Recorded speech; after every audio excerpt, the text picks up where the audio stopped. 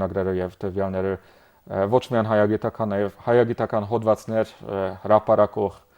բոլոր բարբերականները կարող են մտնել այս շրջան։ Հետո հայագիտության քարտեզը, որովհետեւ մենք հիմա չգիտենք, թե հայագիտությունը ինչ ճյուղեր ունի, ինչ գիտաճյուղեր ունի, դրա քարտեզը դեռ չի գրվել։ Որտեղ ուսումնասիրությունները շատ բազմազան են։ Շատ բազմազան են եւ միշտ էլ բազմազանում են, այսինքն միշտ էլ արվեստի պատմությունից սկսած, լեզու, գրականություն, բանահյուսություն, մենք նույնպես միասին գտնվել ենք մի այդպիսի գիտաժողովի հայագիտական, ես բանահյուսության մասին էի խոսում, դուք խոսում եք Տրանսիլվանիայի համայնքի լեզվի մասին, այնպես որ այս բազմազանությունը ինչ որ կերպ այդուհանդերձ համակարգման կարիք ունի։ Այո, այսինքն պետք է մենք իմանանք, որ ով ինչով է զբաղվում։ Դա հիմա իմ կարծիքով մեծագույն հարց է, որի հետ ես հանդիպում եմ գրեթե ամեն օր, որ մի հայագետ ինձ գրում է մի նամակ, որ ներողություն, բայց ես չգիտեմ, որ ոնց դիմեմ այս միջոցառման մասնակցելու համար, ում դիմեմ եւ այլն, շատ մարդիկ չեն լսել, որ ինչ կա, այսինքն հիմա համակարգած չէ, իմ նպատակն է, բայց ես չեմ ուզում ոչ մի կենտրոնացած բան անել, ես ուզում եմ ուղղակի, որ բոլորը համագործակցեն, բոլորը ուղարկեն իրենց տեղեկությունները, իրենց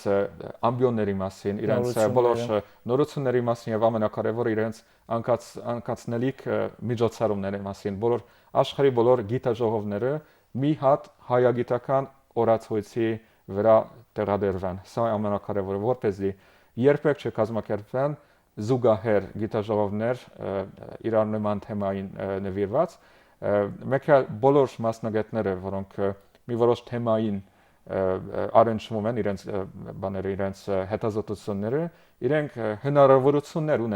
ունենան տեղեկանալ այն գիտաժողովի մասին ու ժամանակին իմանալ, որ դա տեղի կունենա որտեղ, երբ եւ դիմել զանազան հնարավորություններ ստեղծեն իրենց համար, որպեսզի նյութական, որպեսզի կարողանան հասնել գնալ այնտեղ, դա շատ կարևոր է, որովհետեւ հիմա շատ անգամ պատահում է, որ մեկը ուշ է իմանում մի գիտաժողովի մասին եւ չի կարող մասնակցել։ Իսկ առաջնահերթություններ կան արդյոք ձեզ հայագիտության այս ոլորտում, այսինքն կան ինչ որ առանձին գիտաճյուղեր, որոնցով հենց պետք է զբաղվել, լեզվի հարցերով պետք է գուցե զբաղվել այսօր։ Ինչն է առաջնահերթ հայագիտության համար այսօրս ձեզ։ Հա, սա հետաքրքիր հարց է։ Նաև իմ ստեղծված կայքեջի նպատակներից մեկն այն է, որ այնպես կոչված դեզիդերատաները, այսինքն ցանկալի գիտաճյուղերը, որոնք դեռ բավականին ուսումնասիրված չեն, դա էլ ցույց տանք։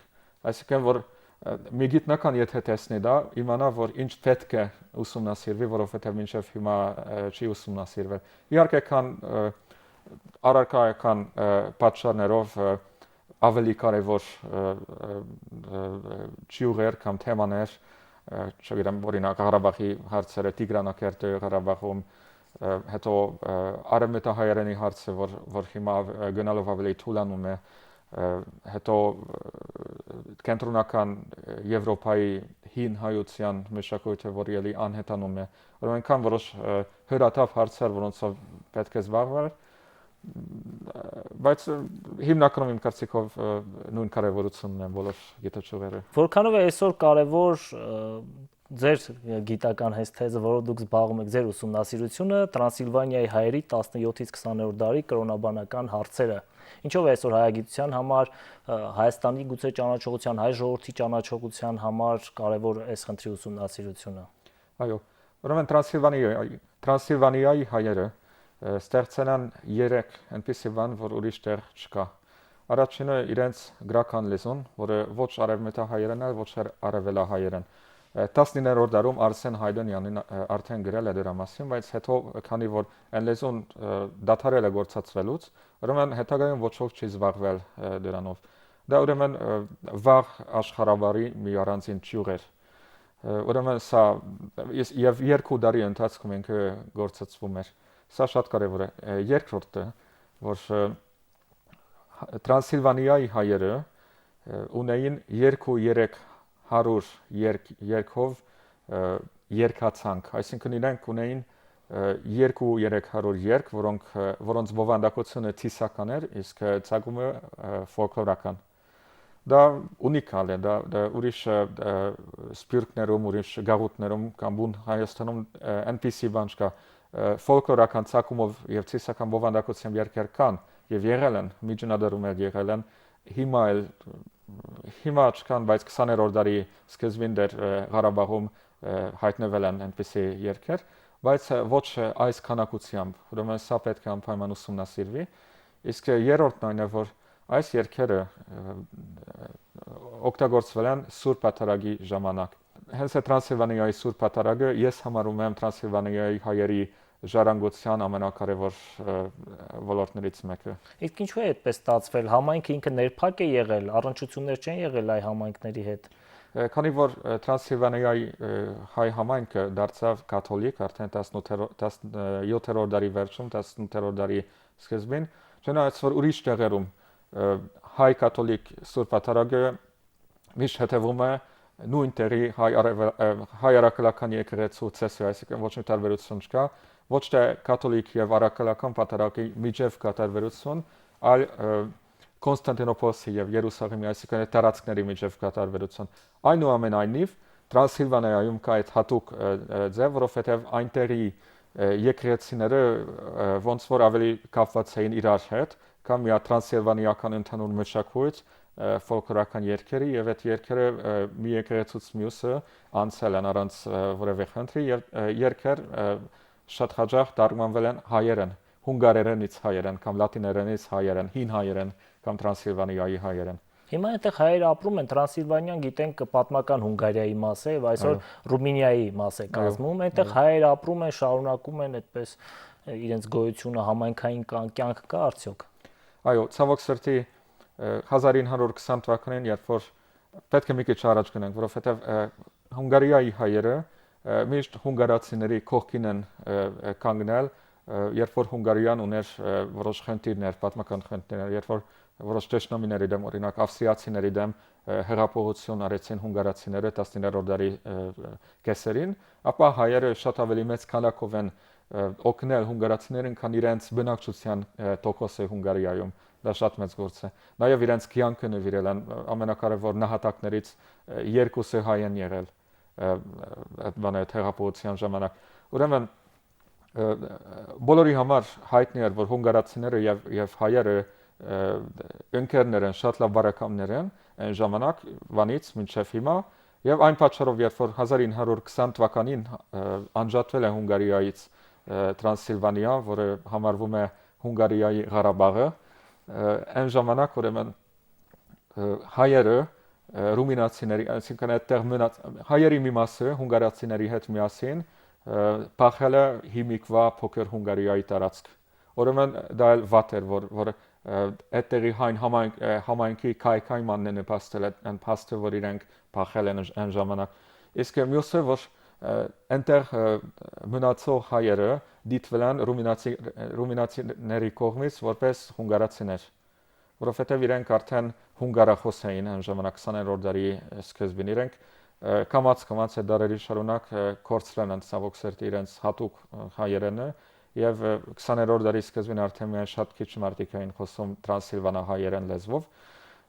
եւ կամ արդյալի բարբարով, եթե խոսակցական նայենք, դա հենց արդյալի բարբարներ, որը Հրաչյա Աչարյանը մի առանձին մենագրությամբ նկարագրել է, իսկ գրական լեզվի մասին Արսեն Այդոնյանը գրել, ինչպես ասացի։ Ուրեմն իրենք դիտվում են որպես հունգարացիներ եւ Ռումինիայում այն ժամանակ փոքրամասնությունը շատ քիչ իրավունքներ ուներ։ 1990 թվականից հետո արդեն փոխվել է վիճակը եւ հայերը ելի որոշակի վերակ են ապրել Ռումինիայում եւ նաեւ Հունգարիայում։ Ստեղծվել են Հունգարիայում հայ եւ ոչ միայն հայ, ուրիշ փոքրամասնությունների ինքնավարություններ, իսկ Ռումինիայում նույնպես վերակ են ունեցել, բայց արդեն իրենք հունգարերեն են խոսում մեծ մասը։ Հիմա ուրիշ հարց է, որ ցեղասպանությունից հետո նորից հայեր են եկել, որոնք արդեն էլի հայախոս են, իրենք ավելի շատ արևմտահայերեն են խոսում։ Ուրեմն այո, մեր անկախության շրջանում էլ երևի։ Էլի ուրեմն հիմա արդեն Հայաստանից, այո, Հունգարիա։ Այո, եւ Հունգարիա եւ նաեւ կարծում եմ որ Ռումինիա, բայց Ռումինիայում գերակշռում են արևմտահայերը։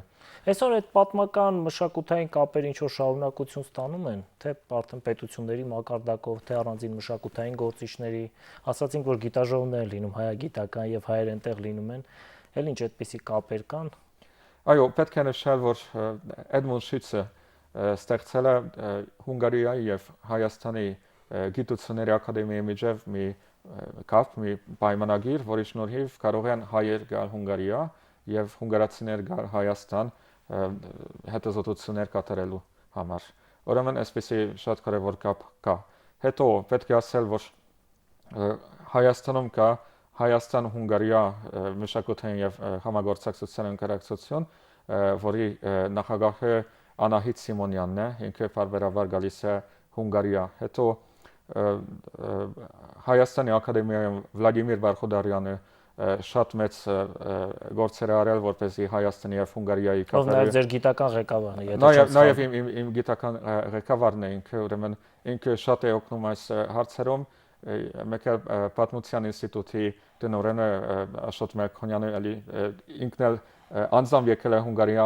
գիտաժողովին մասնակցելու եւ ինքն էլ օգնում եւ ինձ եւ մի ուրիշ երիտասարդ գիտնականին։ Ուրեմն այսպիսի կապեր կան եւ կենթանի են։ Նաեւ ամփոփելով խոսեցիք Սուրբ Պատարագի մասին, ձեր հիացմունքի մասին, գիտենք որ նաեւ դուք այդպես երգչախումբ եք այնտեղ կազմել, այդ երգչախումբը մշտական կա, թե ուղղակի կոնկրետ առիթներով է հավաքվում։ Եվ կատարվում են հենց այդ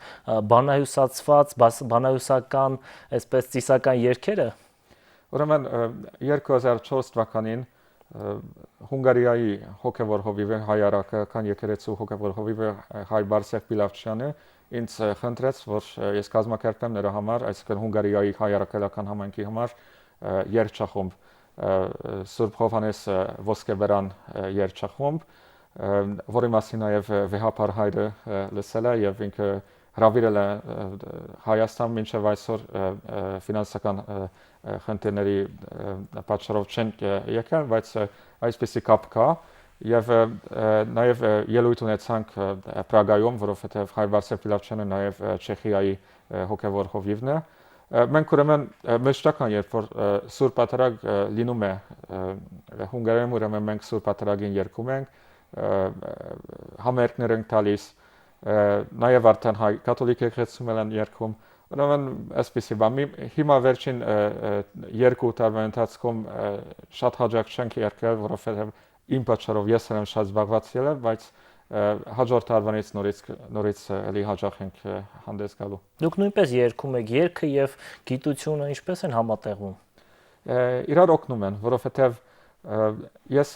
այնպես հասկացա, այնպես հաջողվեց, որ ես հասկանամ Սուրբ Պատարագը, որ ես եմ սկսել երգել եւ անգիրանել գրաբար տեքստը։ Կարող ենք խնդրել իհարկե, որ դուք այստեղ մի երգ երգեք, չգիտեմ, որքանով եք պատրաստ։ Ուրեմն ես չեմ պատրաստվել այս հարցին, բայց հիմա կփորձեմ։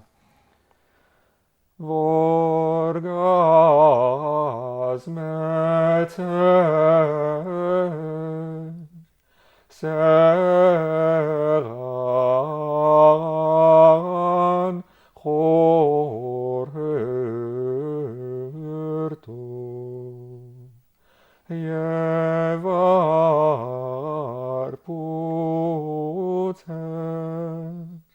անմագան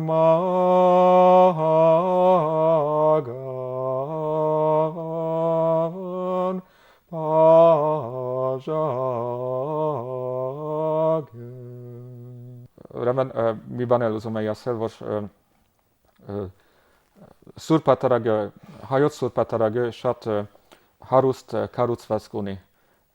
բավականին երկար է եւ բավականին շատ դերակատարներ կան, շատ շերտեր կան մեջը եւ եթե